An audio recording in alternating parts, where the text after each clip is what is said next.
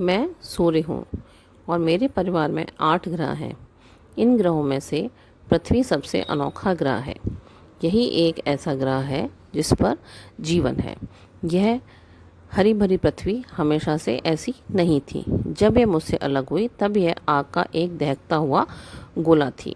क्या आपको पता है कि करोड़ों साल लगे इसे ठंडा होने में? आइए आज हम देखते हैं कैसे। क्या आपको पता है कि करोड़ों वर्ष लगे मुझे ठंडा होने में?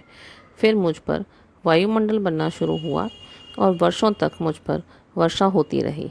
तब जाकर मैं ठंडी हुई। वह मुझ पर महाद्वीप, पर्वत, नदियाँ, महासागर बने।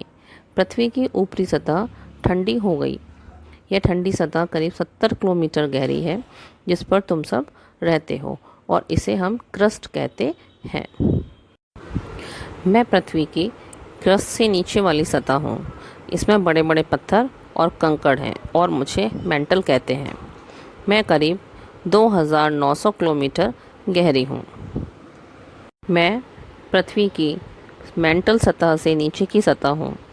मैं करीब 2200 किलोमीटर गहरी हूँ और मुझ में बहुत ही धातुएं गर्म अवस्था में, पिघली हुई अवस्था में रहती हैं और मैं बहुत ही गर्म हूँ। मुझे छूना बहुत मुश्किल है।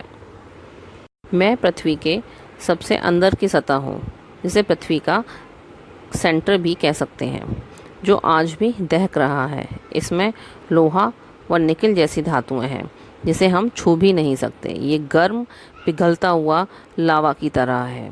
तो मैं ज्वालामुखी हूँ, वॉल्केनो। मैं कैसे बनता हूँ? मैं जब पृथ्वी की ऊपरी सतह, जिसे हम क्रस्ट कहते हैं और जिस पर मनुष्य रहते हैं, जब वो थोड़ी कम कठोर होती है, जहाँ पर भी कम कठोर होती है वहाँ पर जो इनर कोर और आउटर कोर में जो मैग्मा है वो निकलकर बाहर आ जाता है लावा के रूप में, और वो इस क्रस्ट के ऊपर जम जाता है। इसी को हम वोल्केनो बनना कहते हैं। मैं चंद्रमा हूँ। मैं पृथ्वी का एक प्राकृतिक उपग्रह हूँ, जो पृथ्वी के चारों ओर चक्कर लगाता रहता हूँ। मुझे आपने देखा भी होगा। तो पृथ्वी सूर्य का चक्कर लगाती है और मैं पृथ्वी का चक्कर लगाता हूँ, और मेरी ही वजह से सूर्य ग्रहण और चंद्र ग्रहण दोनों होते हैं।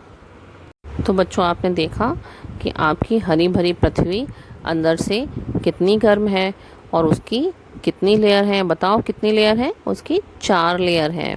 मेंटल, क्रस्ट, आउटर कोर और इनर कोर। क्रस्ट सबसे ऊपरी वाली सतह होती है। इसीलिए अब आप अपनी पृथ्वी को हरा भरा रखोगे ना, ज़्यादा से ज़्यादा पेड़ पौधे लगाओगे, पानी दोगे उनको और अच्छे से रखोगे।